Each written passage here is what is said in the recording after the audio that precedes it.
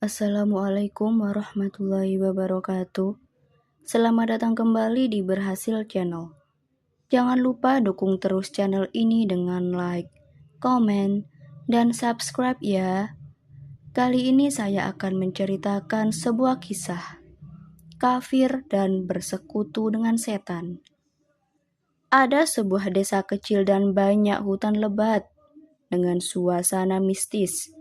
Hidup sebuah keluarga sederhana yang terdiri dari Hendra, Sari, dan dua anak mereka, Andri dan Dini. Kehidupan mereka tampak tenang dan bahagia hingga sebuah tragedi mengerikan mengguncang keluarga ini. Suatu malam Hendra tiba-tiba mengalami kesakitan luar biasa. Ia muntah darah bercampur pecahan kaca di depan keluarganya. Serangan itu begitu mendadak dan mengerikan hingga ia tidak dapat diselamatkan. Hendra meninggal dunia dengan cara yang tidak wajar, meninggalkan Sari dan kedua anaknya dalam duka mendalam. Kejadian tersebut menjadi awal dari rangkaian peristiwa menyeramkan yang mulai mengintai keluarga ini. Sejak kematian Hendra, rumah mereka tidak lagi terasa seperti rumah. Sari mulai merasakan kehadiran sesuatu yang tak kasat mata. Piring bergerak sendiri, pintu berderit perlahan padahal tidak ada angin. Dan suara-suara aneh sering terdengar di malam hari. Bahkan Dini sering melihat bayangan menyeramkan di sudut rumah. Andri awalnya mencoba meyakinkan keluarganya bahwa itu hanya imajinasi mereka yang terlalu berlebihan akibat duka yang mendalam. Namun ketika ia sendiri mengalami kejadian aneh, ia mulai percaya bahwa ada sesuatu yang salah. Gangguan tersebut tidak hanya bersifat fisik, tetapi juga emosional. Sari mulai bermimpi buruk tentang suaminya yang seolah-olah ingin mengatakan sesuatu.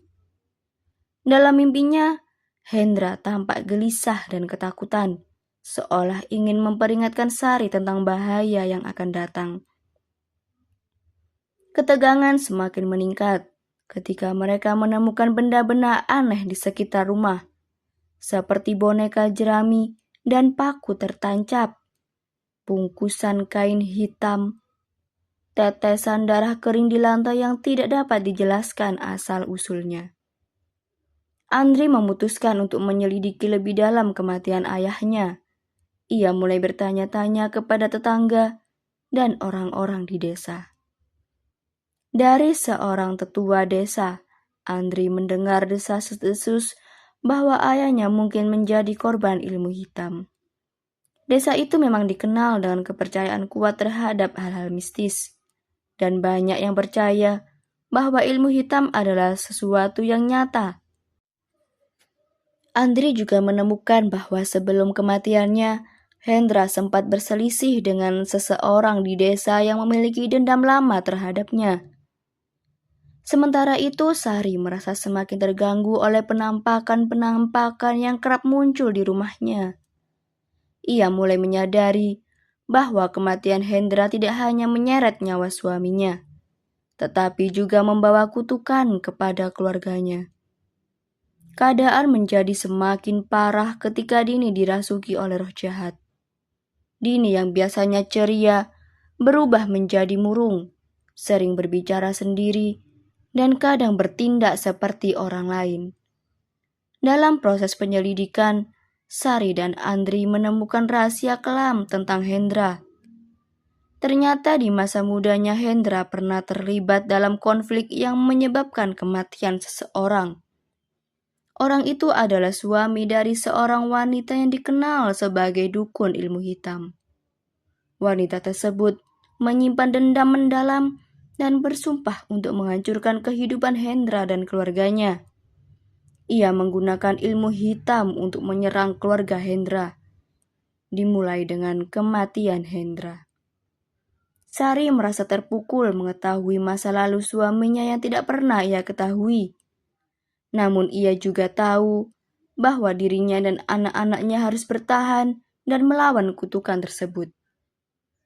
Mereka meminta bantuan seorang dukun putih di desa untuk melindungi diri mereka.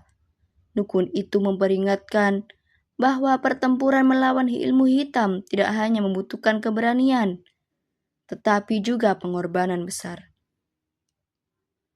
Ketika serangan ilmu hitam mencapai puncaknya, rumah mereka menjadi medan pertempuran antara ilmu hitam dan ilmu putih. Sari dan anak-anaknya menghadapi serangkaian kejadian mengerikan, termasuk bayangan menyeramkan yang menyerang mereka, benda-benda yang berterbangan, dan suara-suara jeritan dari dunia lain. Dini hampir kehilangan nyawa ketika dirasuki roh jahat. Tetapi dengan bantuan doa dan ritual dari dukun putih, mereka berhasil menyelamatkannya. Namun pertempuran ini menuntut harga yang mahal.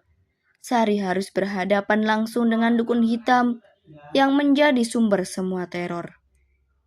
Dalam pertarungan terakhir, Sari menunjukkan keberanian yang luar biasa. Dengan kekuatan cinta seorang ibu dan dukungan anak-anaknya, ia berhasil menghancurkan kutukan tersebut. Dukun hitam itu akhirnya meninggal, dan Rohendra yang terjebak di dunia gaib akhirnya menemukan kedamaian.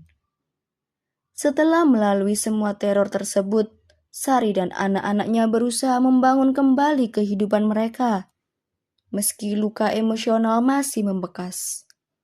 Mereka belajar untuk saling mendukung dan memaafkan kesalahan masa lalu. Terima kasih sudah menonton. Jangan lupa like, comment, dan subscribe ya.